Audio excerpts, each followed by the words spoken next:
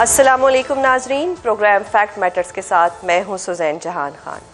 ایک طرف ایران اور امریکہ کے درمیان کشیدگی کا نیا راؤنڈ شروع ہوتا نظر آ رہا ہے تو دوسری جانب اب پاکستان میں نئی سیاسی صف بندی کی تیاری بھی ہو رہی ہے، ایک ایسے وقت میں کہ جب اسلام آباد ایم او یو سائن ہونے کے بعد خطے میں حالات نارمل ہونے کی توقع کی جا رہی تھی، تو ایران اور امریکہ کے جوابی حملوں کے تناظر میں اب ابنائے حرمز پر کنٹرول دونوں ممالک کی اولین ترجیح بنتا دکھائی دے رہا ہے۔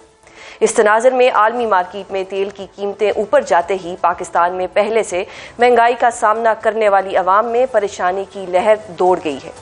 دوسری جانب اراکین پارلیمنٹ کی بلو پاسپورٹ رکھنے کی خواہش اب مزید گہری ہو گئی ہے اور سینٹ کی قائمہ کمیٹی نے سابق پارلیمنٹیرینز اور ان کے اہل خانہ کو بھی بلو پاسپورٹ جاری کرنے کے قانونی مسودے کی منظوری دے دی ہے۔ اس کے ساتھ ساتھ اپوزیشن اتحاد تحریک تحفظ آئین پاکستان نے بھی اگست میں بھرپور ملک گیر احتجاجی تحریک چلانے کا بھی اعلان کر دیا ہے۔ حکومت ان سب ایشوز کو کس طرح سے ڈیل کرنے جا رہی ہے، اس حوالے سے گفتگو کرنے کے لیے ہمارے ساتھ موجود ہے وزیر اعظم کے کوآرڈینیٹر برائے تجارت رانا احسان افضل صاحب۔ بہت شکریہ سر پروگرام میں اپنا قیمتی وقت دینے کے لیے۔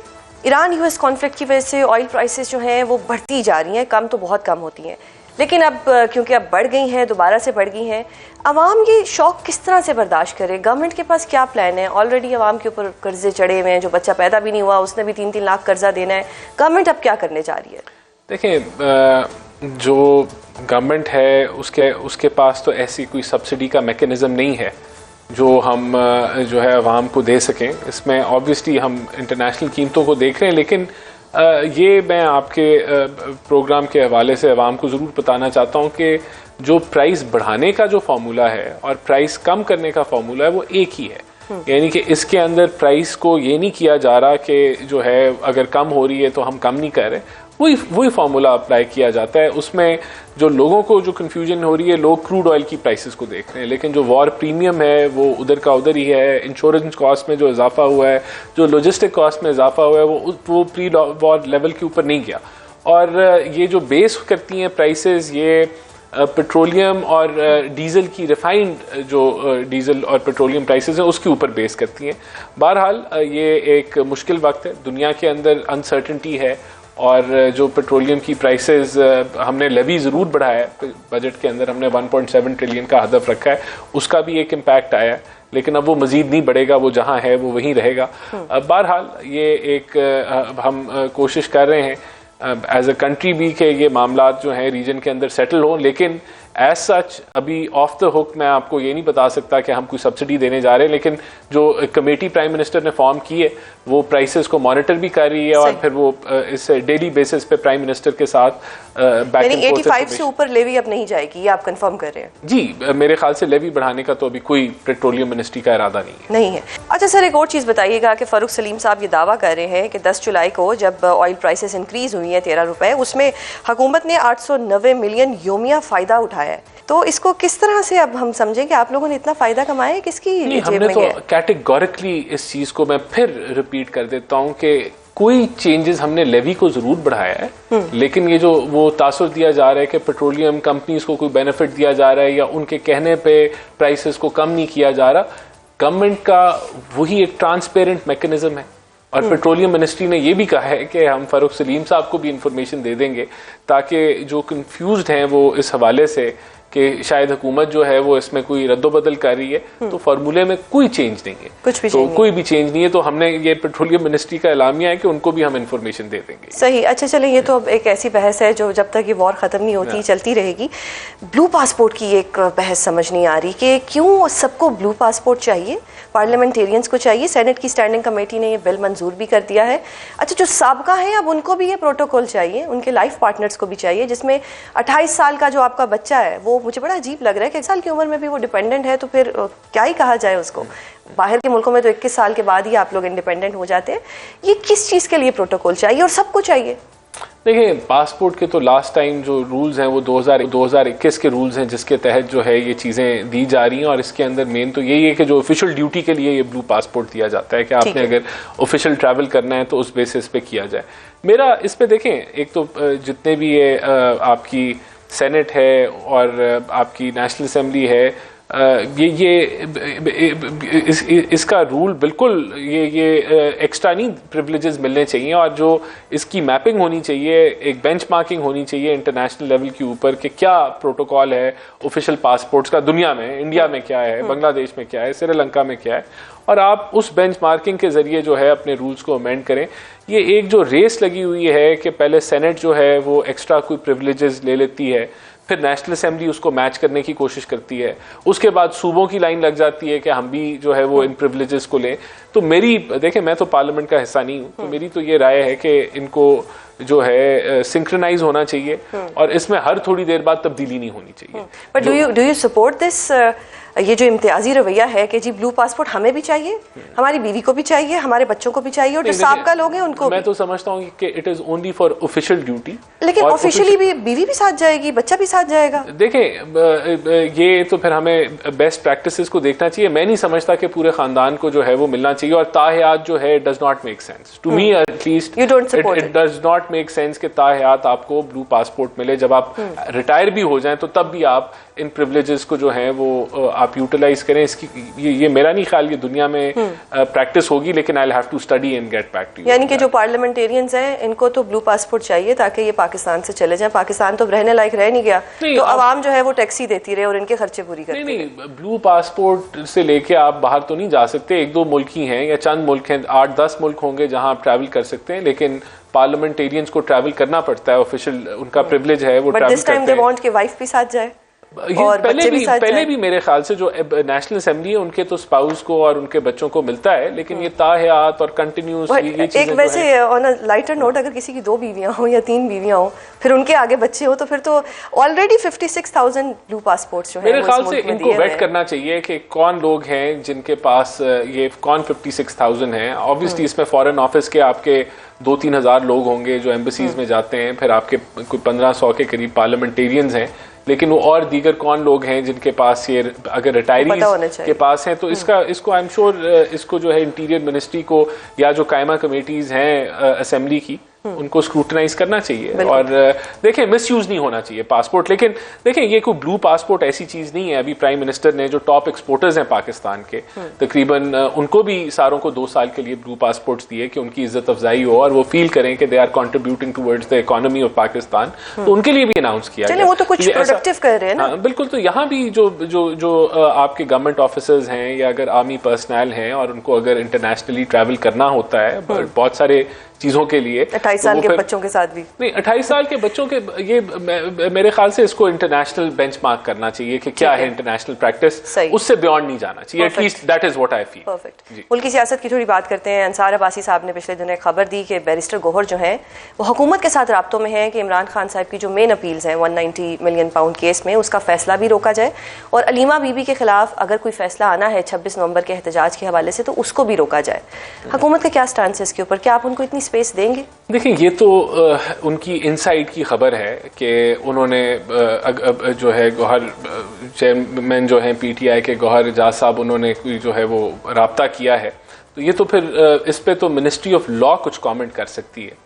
لیکن آف دا ہک اگر آپ میرے سے پوچھیں, یعنی کہ میرے پاس یہ انفارمیشن نہیں ہے کہ انہوں نے کیا رابطہ کیا ہے یا کیا انہوں نے پرپوزل دیا ہے یا کیا وہ ڈیمانڈ کر رہے ہیں یا واٹ ہی وانٹس. یہ تو اگر ابصار عالم صاحب اس کے اوپر ڈیٹیل بتا سکتے ہوں گے, یا پھر انصار عباسی صاحب سوری, تو وہ اس کے اوپر جو ہے دیکھیں ہمارا تو یہی موقف ہے کہ اگر ان کو کوئی این آر او چاہیے ہے یا کوئی اور وہ بات چیت کرنا چاہتے ہیں تو اس کو اوپنلی لے کے آئیں تو پھر ہم اس پہ کامنٹ کر سکتے ہیں. لیکن بیہائنڈ کلوز ڈورز اگر کوئی بات ہو رہی ہے تو میری نالج میں نہیں ہے.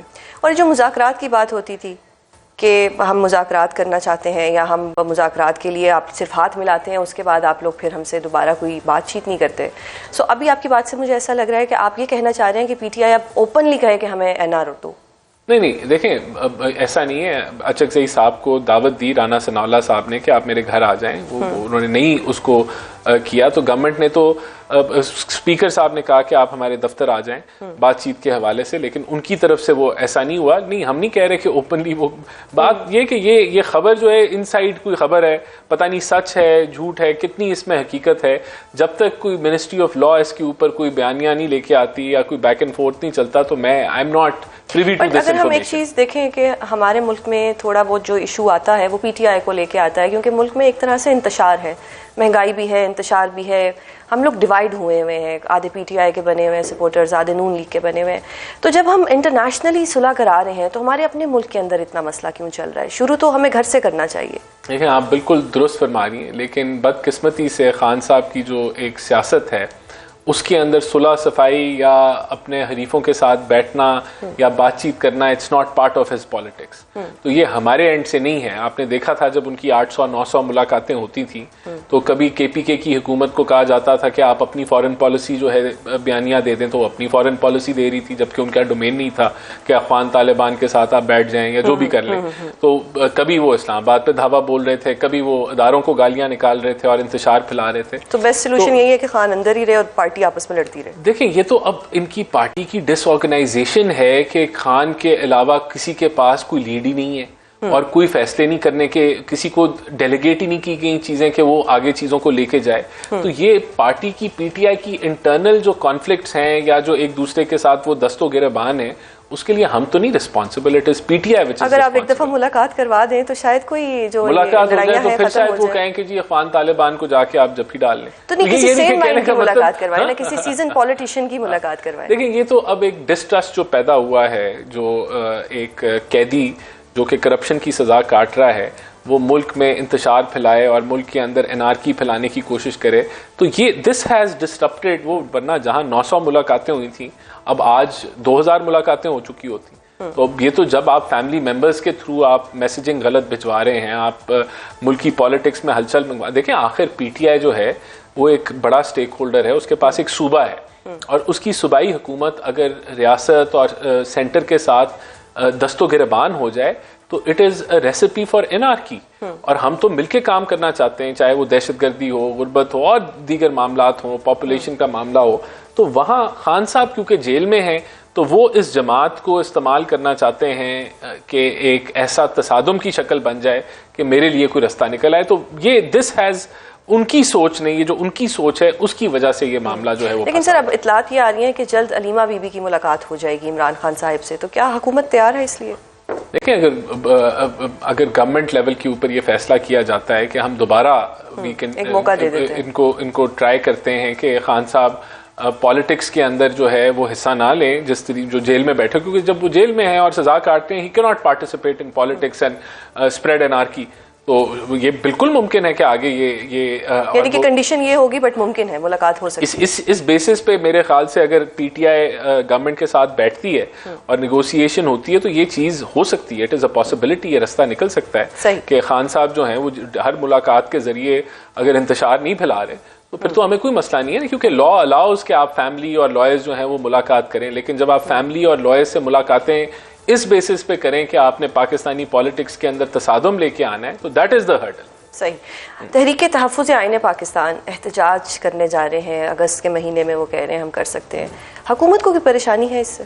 نہیں, ہمیں تو کوئی پریشانی نہیں ہے. لیکن آپ الاؤ کریں گے؟ نہیں, الاؤ تو ڈسٹرکٹ گورنمنٹ نے کرنا ہوتا ہے, اور جو وہ ویریبلز دیکھتے ہیں یا جو جن چیزوں کو وہ دیکھتے ہیں اجازت یا این او سی دینے کے لیے, اس کے اندر ڈیفینیٹلی آپ کی سیکیورٹی سچویشن ہے, سیکیورٹی تھریٹس ہیں, اس کے اندر جو پارٹی اجازت مانگ رہی ہے اس کا پاسٹ بیہیویئر ہے کہ اس نے پہلے جو ہے وہ کس طرح کا اس کا ریکرڈ ہے, اگر جلاؤ گھراؤ کا ریکرڈ ہے, اگر تصادم کا ریکرڈ ہے, اگر فوجی تنصیبات جلانے کا ریکرڈ ہے, تو پھر آبویسلی آپ ان چیزوں کو دیکھتے ہوئے پھر آپ اجازت دیں گے. اگر کوئی ڈگنیٹری ملک میں آیا ہوا ہے تو اس کے مطابق اگر کرکٹ میچز ہو رہے ہیں لیکن وہ کہہ رہے ہیں ہمارا پرامن احتجاج ہوگا, ایسا کچھ بھی نہیں ہوگا. دیکھیں پرامن احتجاج کہنا اور کرنا وہ دو الگ چیزیں, لیکن یہ ڈسٹرکٹ گورنمنٹ پھر ان ساری چیزوں کو دیکھتے ہوئے فیصلہ کرے گی. ابھی جب یہ اپلائی کریں گے کہ کس طرح کا احتجاج کرنا چاہتے ہیں, کہاں کرنا چاہتے ہیں, تو ڈیفینیٹلی پھر ان کے ساتھ. اچھا, اس کو تو اچکزئی صاحب لیڈ کریں گے, وہ تو ایسے آدمی نہیں ہے, وہ بڑے پولائٹ سے انسان ہے, وہ تو ایسا کچھ نہیں کریں گے. تو جب ایسا کوئی ریکویسٹ آئے گی تو پھر اس کو ڈسٹرکٹ گورنمنٹ دیکھ سکتی ہے, اور ان سارے جو میں نے آپ کو چیزیں بتائی ہیں ڈسٹرکٹ گورنمنٹ کا فیصلہ ہوگا. بالکل بالکل, یعنی کہ سیکشن obviously نہیں, ڈسٹرکٹ گورنمنٹ کا اسٹینڈ الون فیصلہ تو نہیں ہوگا نا, اس کو انپٹ آئے گی, انٹیریئر سے انپٹ آئے گی, اور دیگر جو ہے وہ وزارتیں جو کہ سیکیورٹی کے حوالے سے دیکھتی ہیں اس سے انپٹ آئے گی. صحیح, بہت شکریہ سر پروگرام میں اپنا قیمتی وقت دینے کے لیے. بلو پاسپورٹ کے حوالے سے قانون سازی کی تیاریوں پر بات کریں گے, جس کے لیے ہمیں جوائن کیا ہے سربراہ پل ڈیٹ احمد بلال محبوب صاحب نے. بہت شکریہ سر پروگرام میں اپنا قیمتی وقت دینے کے لیے. سر بتائیے گا سینٹ کی اسٹینڈنگ کمیٹی نے جو بلو پاسپورٹ دینے کی منظوری دی ہے پارلیمنٹیرینز کو، جس میں ان کے 28 سال کے بچے کو بھی ملے گا، سابقہ پارلیمنٹیرینز کو بھی ملے گا، ان کی وائفز کو بھی ملے گا، تاحیات ملے گا، اس کو آپ کس طرح سے دیکھتے ہیں اور یہ پارلیمنٹ کی ساکھ پر کتنا بڑا سوالیہ نشان ہے؟ بہت شکریہ. دیکھیے یہ اصل میں ایک لامتناہی تلاش ہے پریولیجز کی جو ختم ہونے میں نہیں آ رہی. پارلیمنٹیرینز مختلف اسمبلیوں کے جو ممبرز ہیں، پہلے آپ کو معلوم ہے کہ خیبر پختونخوا کے اسمبلی میں حال ہی میں ایک قانون پاس ہوا ہے. ایگزیکٹلی. اس قانون کے اندر بھی انہوں نے صوبائی اسمبلی کے ممبرز اور ان کے بچوں اور ان کی فیملی کے لیے، بچوں کا تو غالباً نہیں ہے، فیملی کے لیے پوری زندگی کے لیے سرکاری پاسپورٹ کی ڈیمانڈ کی ہے. اب یہ سینٹ کی کمیٹی نے بھی یہ قانون پاس کر دیا ہے.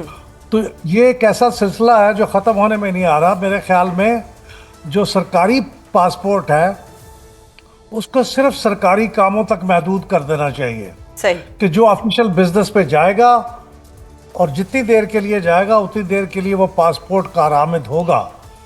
کیونکہ ہم نے سرکاری ملازمین کے لیے بھی جو گریڈ 22 کے ریٹائرڈ ملازمین ہیں، رپورٹڈلی ان کے لیے بھی یہ سہولت رکھی ہے کہ وہ ریٹائر ہونے کے بعد بھی اس پاسپورٹ کو استعمال کر سکتے ہیں. صحیح. تو حکومت کو اب 56,000 جو بلو پاسپورٹس ہیں ان کو کم کرنا چاہیے اور صرف سرکاری جو کاموں کے لیے جانے والے لوگ ہیں، اگر لیجسلیٹر بھی کوئی سرکاری کام سے جا رہا ہے تو اس کو بھی دے دے. لیکن فیملی جس کا کوئی تعلق نہیں سرکاری کام سے اور بچے جن کا کوئی تعلق نہیں ہے، یہ ایک پریولیج نہیں ہے، یہ ایک سرکاری کام کے لیے سہولت ہے اور اس کو ویسے ہی رہنا چاہیے. سر آپ سے پہلے رانا احسان افضل ہمارے پروگرام میں تھے، انہوں نے بھی یہی بات کی کہ جو بھی سرکاری فرائض انجام دینے ہیں جنہوں نے، ان کے لیے تو ٹھیک ہے، بٹ سر یہ کام تو گرین پاسپورٹ پہ بھی ہو سکتا ہے نا، بلو پاسپورٹ ہی کیوں چاہیے اس کے لیے؟ نہیں، بلو پاسپورٹ سرکاری کاموں کے لیے اس لیے ہوتا ہے کہ اس میں کچھ آپ کو ویزا لینے میں آسانی ہو جاتی ہے کچھ ملکوں کے، اور جہاں پہ آپ جا رہے ہوتے ہیں وہاں پہ آپ کو امیگریشن کے پروسیس میں آسانی ہو جاتی ہے. بلو پاسپورٹ کو دیکھ کے وہ آپ کو وہ سہولت دیتے ہیں جو کہ عام طور پہ گرین پاسپورٹ پہ اویلیبل نہیں ہوتی. صحیح.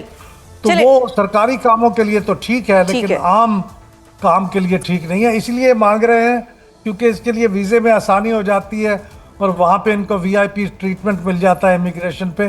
تو یہ درست نہیں ہے.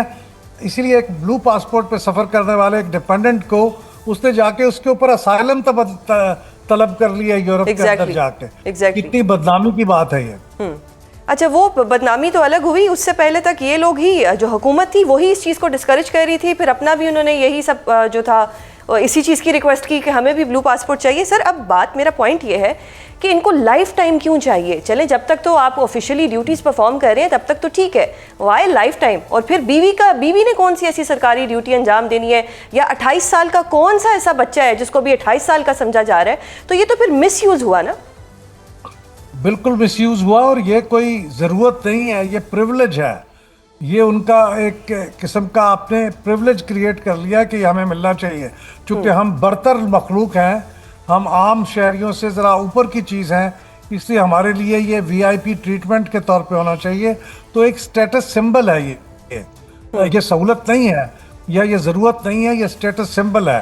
اور جس طرح آپ دیکھیں نا وہ ڈیمانڈ کریں کہ کلب کی ممبرشپ بھی ہونی چاہیے اور ہمارے لیے کلاس B کی سیکیورٹی بھی ہونی چاہیے. یہ تو خیبر پختونخوا کے اسمبلی نے تو اس کے علاوہ بہت سے پریولیجز طلب کیے ہیں. یہ تو بلو پاسپورٹ تو ایک لوگوں میں چونکہ معروف ہو گیا ہے تو اس کے اوپر ہم بحث کر رہے ہیں، ورنہ بہت سے پریولیجز اور ہیں جو بالکل ناجائز ہیں جو انہوں نے مانگے ہیں. ایگزیکٹلی. سر آپ نے KP مراد بل کی بات کی، اگر میں بات کروں جو IT بل آیا تھا اس میں بھی بہت عجیب سا وہ بل تھا. اس کے بعد جو ہیبیچول افینڈر بل تھا وہ بھی بڑا عجیب سا تھا. یہ جس قسم کی قانون سازی ہو رہی ہے اس سے جو لیجسلیشن کا بینچ مارک ہے وہ کتنا نیچے آ گیا ہے؟ درست کہہ رہی ہیں آپ. دیکھیے جو ہمارے لیجسلیٹر ہیں ان کے تمام تر احترام کے ساتھ with a few Nobel exceptions وہ یہ قانون نہیں پڑھتے ہیں اور نہ اس کے اوپر غور کرتے ہیں. اس کی غلطیوں کو بھی اس لیے پوائنٹ آؤٹ کرتے. وہ جو ایگزیکٹو کی طرف سے بنا ہوا بل آ جاتا ہے اس کو اپنی پارٹی کی پالیسی کے مطابق یس اور نو کر کے پاس کر لیتے ہیں، ریجیکٹ ہیں. کمیٹیوں کے اندر بھی اس کی اسکروٹنی نہیں ہوتی ہے. یہی بات جو آپ نے 3 بلوں کا آپ نے ذکر کیا ہے یہ اس بات کو ثابت کرتے ہیں کہ اس کی اسکروٹنی نہیں ہو رہی اور ممبرز اس پہ توجہ نہیں کر لے, ورنہ اگر اس کو ایک بار بھی پڑھ لیتے تو اتنا غلط چیزیں تھیں اس کے اندر کہ فوراً اس کو درست کر لیتے. لیکن وہ ایک الگ کیٹیگری ہے. یہ پریولیجز والی کیٹیگری یہ اس لیے نہیں ہوتی اور یہ متفقہ ہو جاتا ہے کہ اس میں سب لوگ اپنا اپنا فائدہ دیکھ رہے ہوتے ہیں. جو دیکھیے نا ٹیلی کمیونیکیشن والا بل تھا, اس میں تو ان کا کوئی ذاتی فائدہ نہیں تھا, وہ تو ایک بے احتیاطی تھی, غیر ذمہ داری تھی. لیکن یہ بل جو پاس ہوا ہے سینٹ میں اور خیبر پختونخوا میں, اس میں ان کے چونکہ ذاتی مفادات ہیں اس لیے انہوں نے مل کے اس کو پاس کر لیا ہے. حکومت کے لوگوں نے بھی اس کا ساتھ دیا ہے اور اپوزیشن نے بھی ساتھ دیا. تو سر اب تو اپوزیشن تو کئی پوائنٹس پہ یہ کہتی ہے کہ جی یہ تو پراپرلی ڈسکسڈ ہی نہیں ہوتے, اور یہ جب کمیٹیوں میں آتے ہیں ان کو کمیٹیوں میں ڈسکس ہونا چاہیے, وہاں پہ بھی ڈسکس نہیں ہوتے. تو اپوزیشن تو یہ کہہ کے اپنے آپ کو بری الذمہ قرار دے دیتی ہے کہ جی یہ تو ڈسکس ہی نہیں ہوتے کمیٹیوں میں. نہیں, وہ بری الذمہ کیسے ہو سکتے ہیں, کیونکہ وہ کمیٹی کے ممبر ہیں اور اپوزیشن کی اتنی تعداد ہوتی ہے ہر کمیٹی کے اندر. مثلا اس کے 25% لوگ کمیٹی کا اجلاس بلا سکتے ہیں, تو 25% ریپرزنٹیشن تو اپوزیشن کی ہوتی ہے. تو کیسے وہ اجلاس وہ خود بلا سکتے ہیں اور وہاں پہ یہ ڈسکس کر سکتے ہیں؟ یہ تو دیکھیے میجورٹی تو ٹھیک ہے حکومت کی ہے, وہ اسے پاس کرے یا نہ کرے, لیکن ان کے پاس یہ پریولیج موجود ہے کہ وہ اس کو ڈسکس کریں اور اپنی اوپینین ریکارڈ کرائیں. وہ بھی نہیں کرتے, چونکہ اس کیس میں تو ان کا ذاتی مفاد ہے, اس لیے اپنے فائدے کے لیے یہ سب اکٹھے ہو جاتے ہیں. اپوزیشن ہے یا گورنمنٹ ہے. پہلے بھی آپ نے دیکھا تھا سیلریز کا اضافہ ہوا تھا تو اس وقت بھی سب نے متفقہ فیصلہ کیا تھا, تو اب بھی یہ متفقہ فیصلہ اس لیے ہے کہ ان کے سب کے مفادات ہیں اس میں. سر ان چیزوں کو آپ بڑا کلوزلی دیکھ رہے ہیں, جس قسم کی قانون سازیاں پہلے بھی ہوتی رہی ہیں. ایکسپیکٹیشنز یہی تھیں کہ اب جو نئی قانون سازی ہوگی وہ بہتر ہوگی, لیکن اب تو معیار بہت نیچے آ گیا ہے. کیا آپ کو بھی ایسا ہی لگتا ہے؟ دیکھیے یہ تو چند 2-3 ایکسیپشنز ایسی آ گئی ہیں کہ جس سے یہ تاثر قائم ہوتا ہے. آپ کی بات بالکل درست ہے, ورنہ ایسا ہوتا تھا کہ اگر قومی اسمبلی میں ممبرز نے اس چیز کو پورا اسکروٹنائز نہیں کیا تو سینٹ میں چیزیں ڈیٹیکٹ ہو جاتی تھیں. وہاں نسبتاً زیادہ سیریس مائنڈڈ لوگ ہیں, زیادہ میچور لوگ ہیں, تو وہ وہاں پہ چیزوں کو ڈیٹیکٹ کر لیتے تھے, وہاں درست ہو جاتی تھیں. لیکن اب یہ جو لیٹسٹ چیز ہے یہ غیر ذمہ داری کی بات نہیں ہے. دیکھیے وہ ٹیلی کمیونیکیشن کا بل سینٹ کی کمیٹی میں ڈیٹیکٹ ہوا نا, قومی اسمبلی تو پاس ہو گیا تھا. لیکن یہ جو بل ہے یہ تو انیشیٹ ہی سینٹ کی کمیٹی میں ہوا ہے. یہ مفادات کا معاملہ ہے, اس میں غیر ذمہ داری یا بے احتیاطی نہیں ہے. تو یہ 2 الگ کیٹیگریز ہیں. ایک تو بے احتیاطی اور غیر ذمہ داری ہے, وہ عموماً نیشنل اسمبلی میں زیادہ نظر آتی ہے, سینٹ میں ڈیٹیکٹ ہو جاتی ہے فارچونیٹلی. لیکن یہ جہاں پہ مفادات کا معاملہ ہے اس میں یہ دونوں ایوانوں کے اندر دونوں پارٹیاں حزب اختلاف اور حزب اقتدار یہ اکٹھی ہیں. تو یعنی کہ جن لوگوں کو ہم ووٹ دے کے لائے ہیں وہ اپنے بارے میں سوچ رہے ہیں, وہ عوام کے بارے میں کچھ نہیں سوچ رہے. جی, اور یہ چونکہ ان کو یہ اختیار ہے کہ وہ اپنے آپ کو ریز دے لیں, اپنی تنخواہ بڑھا لیں, اپنے پریولیجز بڑھا لیں, تو یہ اس نظام کو تھوڑا سا تبدیل ہونا چاہیے. دنیا کے کئی ملکوں میں کچھ آزاد کمیشن ہیں, وہ یہ فیصلہ کرتے ہیں لیجسلیٹرز کی سیلری کا ہر سال کے انفلیشن کے حساب سے کیا ہونا چاہیے. پہلے یہاں پہ بھی یہ ڈفرینٹ سسٹم تھا, یہ اسمبلی خود نہیں کرتی تھی, وزارت خزانہ یہ تجویز بناتی تھی اور اس کے مطابق ہوتا تھا. لیکن اب یہ تجویز یہ ہو گیا کہ اسمبلیاں خود یہ فیصلہ کر لیتی ہیں. تو اس نظام میں بھی کچھ تھوڑی سی اصلاح ہونی چاہیے, کوئی ریفارم ہونی چاہیے. بالکل. بہت شکریہ سر پروگرام میں اپنا قیمتی وقت دینے کے لیے. احمد بلال محبوب صاحب کے بقول حکومت اور اپوزیشن کو قانون سازی میں جہاں فائدہ ہو وہاں وہ اکٹھی ہو جاتی ہیں. ایران US کشیدگی کے نئے راؤنڈ کے بعد پاکستان کی معیشت پر کیا اثرات مرتب ہوں گے, اس حوالے سے گفتگو کرنے کے لیے ہمارے ساتھ موجود ہیں ماہر معاشیات فاروق سلیم صاحب. بہت شکریہ سر پروگرام میں اپنا قیمتی وقت دینے کے لیے. فاروق صاحب, سب سے پہلے تو یہ بتائیں کہ ابھی تو یہ بحث جاری تھی کہ حکومت نے عالمی مارکیٹ میں پیٹرول کی گرتی قیمتوں کا پورا ریلیف عوام کو منتقل نہیں کیا, کہ ایران امریکہ کشیدگی میں اضافہ ہو گیا اور اب تیل کی قیمتیں بھی بڑھنا شروع ہو گئی ہیں. تو یہ جو آئل شاک ہے اس کو ہم کس طرح سے برداشت کریں گے؟ دیکھیے پچھلے 4 مہینوں میں جو عالمی منڈیوں میں تیل کی قیمت میں اتار چڑھاؤ دیکھا گیا ہے اور جو پاکستانی منڈی میں یا پاکستان کے اندر اتار چڑھاؤ ہے, ان میں آپس میں اب کوئی کنیکشن رہا نہیں. حکومت کلیم ضرور کرتی ہے کہ عالمی منڈی کی قیمت کو ہم فالو کرتے ہیں, لیکن دیکھا یہ گیا ہے کہ جب عالمی منڈی میں کوئی 5% قیمت بڑھتی ہے تو پاکستان میں 10% بڑھ جاتی ہے, اور جب وقت آتا ہے گرنے کا, اگر عالمی منڈی میں 10% قیمت گرتی ہے تو پاکستان میں 2 یا 3% گرتی ہے. تو ایک تو مجھے یہ پچھلے 4 مہینوں سے خاص طور پہ مارچ اور اپریل کے مہینے کے بعد ایسا جو لگ رہا ہے کہ ان میں دونوں منڈیوں میں آپس میں کنیکشن جو ہے وہ تقریباً آپ سمجھے کہ ختم ہو گیا. آپ نے ایران اور امریکہ اور اسرائیل کی لڑائی کا ذکر کیا. دیکھیے تیل کی قیمتیں جو عالمی منڈی میں ہیں وہ سپلائی اینڈ ڈیمانڈ کے اوپر چلتی. اس وقت ہو یہ رہا ہے کہ سپلائی تقریباً 100 ملین بیرل کی ہے روزانہ کی بنیاد کے اوپر, اور جو ڈیمانڈ ہے گلوبل ڈیمانڈ وہ کوئی 94-95 ملین سے اوپر نہیں جا رہے. اس کا مطلب یہ ہے کہ سپلائی بہت ہے, ڈیمانڈ کم ہے, اور اس کا نتیجہ یہ ہے کہ تیل کی قیمت پریشر میں رہتی ہے. جب ایران کی طرف سے کوئی وائلیشن ہوتی ہے, امریکہ کی طرف سے کوئی وائلیشن ہوتی ہے, کوئی ٹرمپ صاحب کا بیان آ جاتا ہے, تو کچھ مخصوص عرصے کے لیے, تھوڑے سے عرصے کے لیے قیمتوں میں دیکھا جاتا ہے کہ وہ چڑھاؤ آیا ہے, وہ قیمتیں بڑھ گئیں. لیکن جو بنیادی پریشر ہے تیل کی قیمت کے اوپر وہ سپلائی اینڈ ڈیمانڈ کے نتیجے میں ڈاؤن ورڈ پریشر ہے عالمی منڈی کے اندر. لیکن پرابلم یہ ہے کہ عالمی منڈی کا پاکستان کی قیمت کے ساتھ اب کوئی گہرا کنیکشن رہا نہیں, خاص طور پہ جب حکومت پاکستان نے پیٹرولیم لیوی کا معاملہ وہ اتنا تیزی سے بڑھایا ہے. آپ اندازہ کیجئے کہ 2022 میں کوئی 3 یا 4 سال پہلے 10 روپے فی لیٹر پیٹرولیم لیوی ہوا کرتا تھا, اور اب ہم پہنچ گئے ہیں 80 روپے فی لیٹر سے. تو ایک تو یہ بہت بڑا کنٹریبیوشن ہے کہ اگر 80 روپے فی لیٹر آپ نے فکس کیا ہے پیٹرولیم لیوی کی مد میں, تو اگر عالمی منڈی میں قیمت گرے اس کا وہ اثر نہیں پاکستان میں آتا جو کہ آنا چاہیے. سر, آپ نے پیٹرول کی قیمتوں میں اتار چڑھاؤ کی بات کی. کچھ روز پہلے آپ نے یہ تجزیہ پیش کیا تھا کہ 6 جولائی کو عالمی مارکیٹ میں جب آئل پرائسز کم ہوئی تھی, اس میں ارامکو نے فی بیرل $11 کی کمی کی تھی, لیکن پاکستان حکومت نے 13 روپے فی لیٹر اضافہ کر دیا, جو کہ مجموعی طور پر 890 ملین یومیہ بن رہا تھا. یہ مالیاتی فائدہ ہو رہا تھا. تو یہ جو 890 ملین کا یہ جو فائدہ ہوا ہے, یہ کس کی جیب میں گیا ہے؟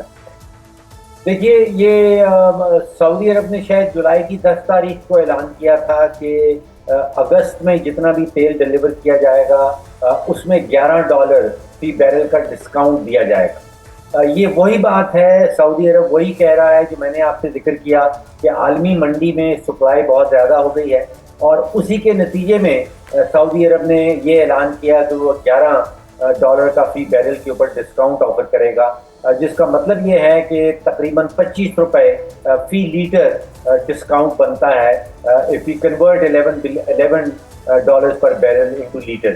اب ہمارا خام تیل جو ہے وہ تقریباً 34 سے 35% جو ہے وہ سعودی عرب سے آتا ہے. تو اگر سعودی عرب کا جو ریٹ ہے وہ 25 روپے فی لیٹر نیچے آ رہا ہے تو اس کا کچھ اثر جو ہے وہ پاکستان میں نظر آنا چاہیے, لیکن نظر آ نہیں رہا. آپ نے جس چیز کا ذکر کیا وہ سمپل معاملہ یہ ہے کہ ہم 10 سے 11 بلین لیٹر سالانہ کا پیٹرول جو ہے وہ استعمال کرتے ہیں, اور اگر آپ سوچئے کہ سعودی عرب ڈسکاؤنٹ دے رہا ہے 20-25 روپے فی لیٹر کا, تو پھر وہ بن جاتا ہے کہ 890 ملین 90 کروڑ یا 1000 کروڑ کے 90 کروڑ کے قریب روزانہ کی بنیاد کے اوپر یہ آپ کی اور میری جیب سے تو نکل رہا ہے. تو یہ جا کہاں رہا ہے, اس کے اوپر کیا سرائی کی جا سکتی ہے. کچھ تو پیٹرولیم لیوی کی مد میں سیدھا حکومتی خزانے میں جاتا ہے, اور پھر کچھ نظر آتا ہے کہ جو تیل کی کمپنیاں ہیں ان کے جو ڈکلیئرڈ پروفٹس ہیں, جو انہوں نے خود سے اپنے پروفٹ ڈکلیئر کیے ہیں, وہ کچھ ایسے ہیں کہ پی ایس او نے اگر لاسٹ ایئر جو ہے وہ 15 ارب روپے کا پروفٹ بنایا تھا, تو اس سال وہ تقریباً 40 ارب کے قریب جا رہا ہے. صحیح. اگر پیٹرولیم نے 7 ارب کا پروفٹ دکھایا تھا پچھلے سال, اس سال وہ 14 ارب پہ جا رہا ہے. تو پیٹرولیم لیوی جو ہے وہ تو مکمل طور پہ حکومتی خزانے میں جاتا ہے. اس کے علاوہ جو اضافہ نظر آتا ہے وہ لگتا ایسے ہے کہ وہ تیل کمپنیوں کی تجوری میں جا رہا. تو پھر تو سارا فائدہ آئل مارکیٹنگ کمپنیز کا ہی ہوا نا, جو آپ نے فگرز بتائے ہیں. جی جو مخصوص جس تاریخ کا آپ ذکر کر رہی ہیں، جس تاریخ کو وہ 10 روپے پیٹرولیم لیوی بڑھا تھا، ٹوٹل قیمت 13 روپے بڑھائی گئی تھی، تو آپ سوچیے کہ 10 روپے جو اس میں سے ہے وہ تو پیٹرولیم لیوی ہے، وہ سیدھا حکومتی خزانے میں جائے گا، اور اس کے علاوہ جو اضافہ کیا گیا ہے وہ ان کمپنیوں کی تجوری میں جائے گا۔ اچھا، علی پرویز ملک صاحب نے ایک نیا پرائسنگ فارمولا جو ہے اس کا اعلان کیا ہے، تو اس کا فائدہ بھی تو جو آئل مارکیٹنگ کمپنیز ہیں انہی کو ہوگا؟ یہ تو نیا فارمولا دیکھنے کے بعد ہی پتہ چلے گا۔ ابھی تک تو لگ رہا ایسے ہے کہ جس فارمولے کا ذکر کیا جاتا ہے اس پہ عمل درآمد کہیں نہیں ہو رہا۔ ہمیں بتایا یہ جاتا ہے کہ فلیٹس کا کوئی سنگاپور کا ایک فارمولا ہے، اس کے مطابق پاکستان کے اندر جو ہے وہ قیمتیں فکس کی جاتی ہیں، لیکن اس کا آپس میں اگر آپ گراف ڈرا کرنا شروع کریں تو مارچ کے بعد اس کا جو سنگاپور والے فارمولے کا جس کا ذکر کیا جاتا ہے اس کا پاکستان کی قیمتوں سے کوئی تعلق نظر نہیں آتا۔ سر ایک اور چیز بتائیے گا کہ اب نیا بجٹ بھی انفورس ہو چکا ہے، آن دا ادر ہینڈ اب ایران یو ایس کی لڑائی بھی دوبارہ سے آ چکی ہے، اب عوام کا کیا بنے گا اس سارے سینیریو میں؟ عوام کس طرح سے سروائیو کرے گی؟ آپ کا کیا انالیسس ہے؟ دیکھیے، میرا پہلا تو تجزیہ یہ جاتا ہے کہ تیل کی قیمت میں اتنی تیزی سے اضافہ نہیں آیا، جتنی خبریں ہم نے ٹیلی ویژن پہ سنی، جتنے بیانات ہم نے امریکہ سے سنائے گئے یا ایران کے اندر سے اٹھے، وہاں لگ رہا تھا کہ شاید لڑائی واپس آ گئی ہے اور تیل کی قیمتیں آسمان کو چھونے لگیں گی۔